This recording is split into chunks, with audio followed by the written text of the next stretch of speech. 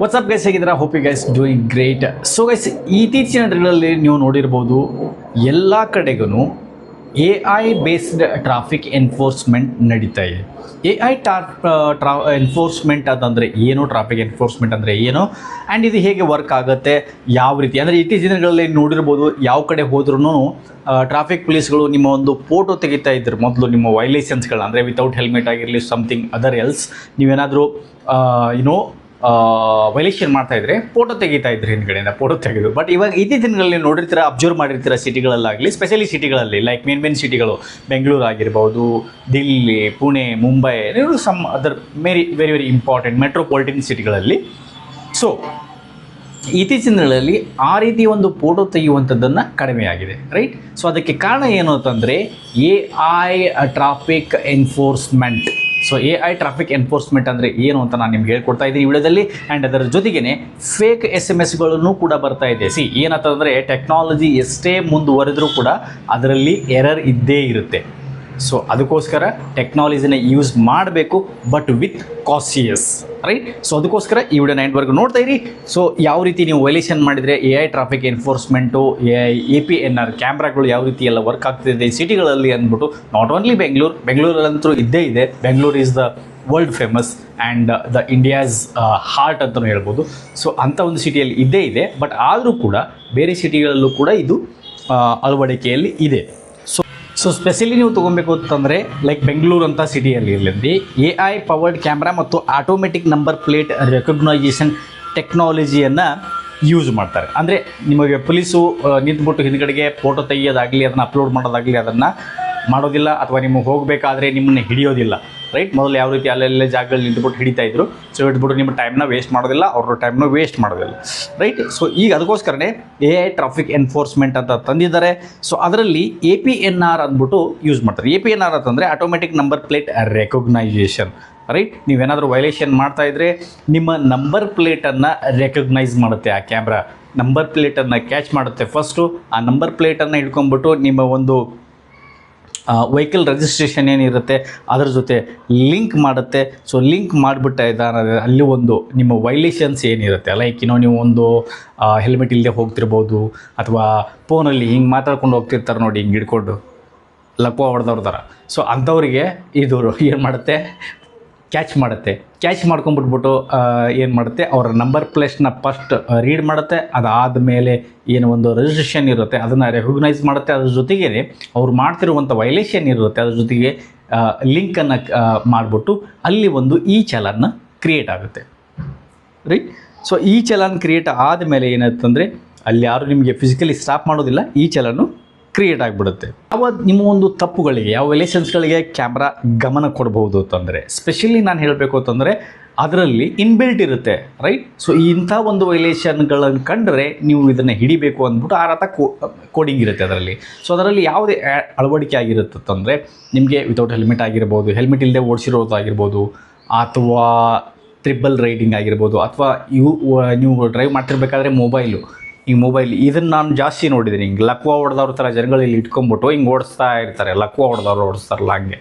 So ಅದು ಆಗಿರ್ಬೋದು. And ಅದ್ರ ಜೊತೆಗೆ ನೀವು ಮೂರು ರೈಡರ್ ಓಡಿಸೋದಾಗಲಿ, 3 ಜನ ಕೂತ್ಕೊಂಡು ಓಡಿಸೋದಾಗಲಿ, ಆಮೇಲೆ ಸಿಗ್ನಲ್ ಜಂಪ್ ಮಾಡೋದಾಗಲಿ, ಅಂಥದ್ದು ಈ ಒಂದು ಏನು ಮೇನ್ ಇರ್ತವೆ. ಆಮೇಲೆ ರಾಂಗ್ ಸೈಡ್ ಬರೋದಾಗಲಿ. ಸೊ ಇಂಥ ಒಂದು ಬೇರೆ ಏನಿರುತ್ತೆ ವೈಲೇಷನ್ಸ್ಗಳನ್ನು ಅದರಲ್ಲಿ ಅಳವಡಿಕೆ ಆಗಿರುತ್ತೆ. AIಯಲ್ಲಿ APNRಲ್ಲಿ ಆಟೋಮೆಟಿಕ್ ರೆಕಗ್ನೈಸ್ ಮಾಡುತ್ತೆ. ಸೊ ಅದನ್ನು ರೆಕಗ್ನೈಸ್ ಮಾಡಿಬಿಟ್ಟು ನಿಮ್ಮ ನಂಬರ್ ಪ್ಲೇಟ್ ಜೊತೆ ರಿಜಿಸ್ಟ್ರೇಷನ್ನ ಲಿಂಕ್ ಮಾಡಿಬಿಟ್ಟು ಅದನ್ನು ಚಲನ್ನ ಜನ್ರೇಟ್ ಮಾಡಿಬಿಡುತ್ತೆ, ರೈಟ್? ಸೊ ಜನ್ರೇಟ್ ಆದಮೇಲೆ ಏನಾಗುತ್ತೆ ಅಂತಂದರೆ ನಿಮಗೆ ಕೆಲ ದಿವಸಗಳಾದಮೇಲೆ ನಿಮ್ಮ ನಂಬರ್ಗಳ ಮೇಲೆ ಬರ್ತಾ ಇರುತ್ತೆ.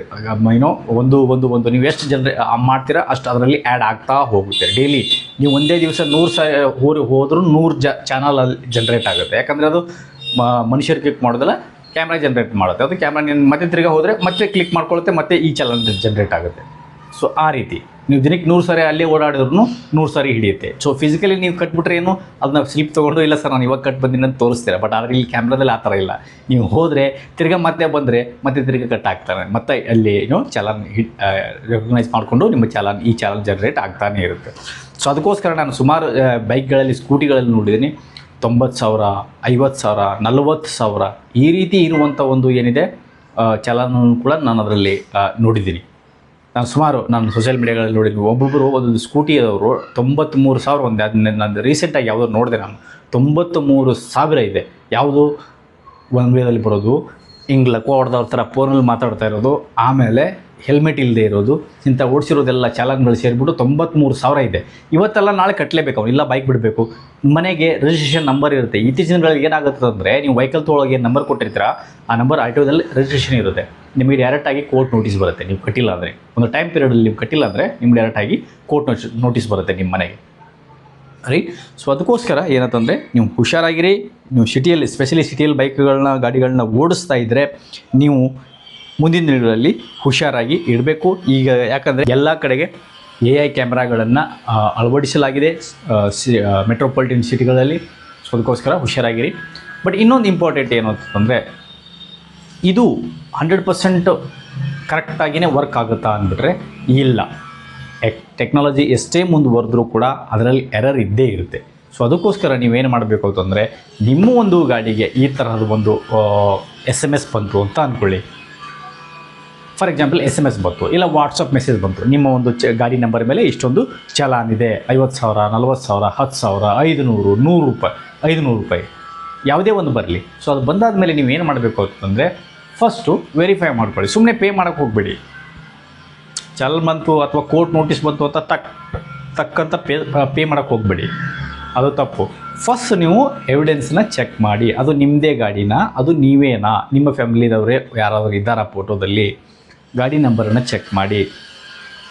ಕೆಲವೊಂದು ಸಾರಿ ಹಿಂಗೆ ತಪ್ಪಾಗಿ ಕೂಡ ಇದು ನಂಬರ್ ಪ್ಲೇಟ್ನ ಡಿಟೆಕ್ಟ್ ಮಾಡುತ್ತೆ, ರೈಟ್. ಸೊ ನಿಮ್ಮ ಗಾಡಿ ನಂಬರ್ ಪ್ಲೇಟನ್ನು ಇನ್ಯಾವರು ಹಾಕ್ಕೊಂಡು ಓಡಿಸ್ತಿರ್ಬೋದು. ಸೊ ಅಂಥ ಸುಮಾರು ಕೇಸ್ಗಳನ್ನು ಕೂಡ ನಾವು ನೋಡಿದ್ದೀವಿ. ಅದಕ್ಕೋಸ್ಕರ ನೀವೇನು ಮಾಡಬೇಕು ಅಂತಂದರೆ, ಈ ಥರ ಒಂದು ಚಲಾನ್ಗಳು ಈ ಚಲಾನ್ಗಳು ನಿಮ್ಗೆ ಬಂದಾಗ ನೀವು ಫಸ್ಟ್ ಚೆಕ್ ಮಾಡಿ, ವೆದರ್ ಇಟ್ ಇಸ್ ನಿಮ್ಮ ಗಾಡಿ ಇದೆ ಅಥವಾ ಬೇರೆದವ್ರು ಅಂದ್ಬಿಟ್ಟು ಚೆಕ್ ಮಾಡಿಬಿಟ್ಟು, ನಿಮ್ಮದೇ ಆಗಿದ್ದರೆ ನೀವು ಆಮೇಲೆ ಇಮೇಜ್ ಮೇಲೆ ಕ್ಲಿಕ್ ಮಾಡಿ. ನಾನು ಸುಮಾರು ವೀಡಿಯೋಗಳಲ್ಲಿ ತೋರಿಸಿದ್ದೀನಿ ನಿಮ್ಗೆ ಯಾವ ರೀತಿ ಇಮೇಜನ್ನು ಚೆಕ್ ಮಾಡಿಬಿಟ್ಟು ನೀವು ನಮ್ಮ ಚಾನಲಲ್ಲಿ ಹೋಗ್ಬಿಟ್ಟು ನೋಡಿ ಚೆಕ್ ಮಾಡಿ. ಇಮೇಜನ್ನು ಚೆಕ್ ಮಾಡಿ, ಇಮೇಜಲ್ಲಿ ನಿಮ್ಮದೇ ಗಾಡಿ ಇತ್ತು ಅಂತಂದರೆ ನೀವು ನಿಮ್ಮ ಚಾನಲನ್ನು ಪೇ ಮಾಡಬೇಕಾಗತ್ತೆ. ಇವತ್ತು ಮಾಡಬೇಕು, ನಾಳೆ ಮಾಡಬೇಕು, 10 ವರ್ಷ ಬಿಟ್ಟು ಮಾಡಬೇಕು, ಯಾವಾಗಾದರೂ ನೀವು ಮಾಡಲೇಬೇಕು. ಮಾಡಿಲ್ಲ ಅಂದರೆ ನಿಮ್ಮ ಮನೆಗೆ ನೋಟಿಸ್ ಬರುತ್ತೆ. ಸೊ ಅದಕ್ಕೋಸ್ಕರ ನಾನು ಹೇಳ್ತಾ ಇರೋದು, ಇನ್ನು ಮುಂದೆ ಸಿಟಿಗಳಲ್ಲಿ, ಸ್ಪೆಷಲಿ ಇಲ್ಲಿ ಸಿಟಿಗಳಲ್ಲಿ, ಮೆಟ್ರೋಪಾಲಿಟನ್ ಸಿಟಿಗಳಲ್ಲಿ ಓಡಿಸ್ತಾ ಇದ್ದರೆ ಹುಷಾರಾಗಿಬಿಟ್ಟು ಓಡಿಸಿ. ಎಲ್ಲ ಕಡೆಗೂ AI ಟ್ರಾಫಿಕ್ ಎನ್ಫೋರ್ಸ್ಮೆಂಟ್ ಆಗ್ತಾಯಿದೆ, AI ಕ್ಯಾಮ್ರಾಗಳಿದೆ, ನಿಮ್ಮ ಒಂದು ಪ್ರತಿಯೊಂದು ಮೂಮೆಂಟನ್ನು ಕ್ಯಾಪ್ಚರ್ ಮಾಡ್ತಾಯಿದೆ. ಸೊ ಅದಕ್ಕೋಸ್ಕರ ಬಿ ಕೇರ್ಫುಲ್ ಗೈಸ್. ಈ ಒಂದು ಇನ್ಫಾರ್ಮೇಟಿವ್ ನಿಮಗೆ ಇಷ್ಟ ಅನಿಸಿದರೆ ಲೈಕ್ ಕೊಡಿ, ಶೇರ್ ಮಾಡಿ, ಸಬ್ಸ್ಕ್ರೈಬ್ ಮಾಡೋದನ್ನು ಮಾತ್ರ ಮರಿಬೇಡಿ. ಸಬ್ಸ್ಕ್ರೈಬ್ ಉಚಿತವಾಗಿದೆ, ಸಬ್ಸ್ಕ್ರೈಬ್ನ ಮಾಡ್ಕೋಬೋದು. ಮತ್ತೆ ಸಿಗೋ ಒಂದು ಯೂಸ್ಫುಲ್ ಇರೋದಕ್ಕೆ, ಅಲ್ಲಿವರೆಗೂ ಟೇಕ್ ಕೇರ್, ಬಾಯ್.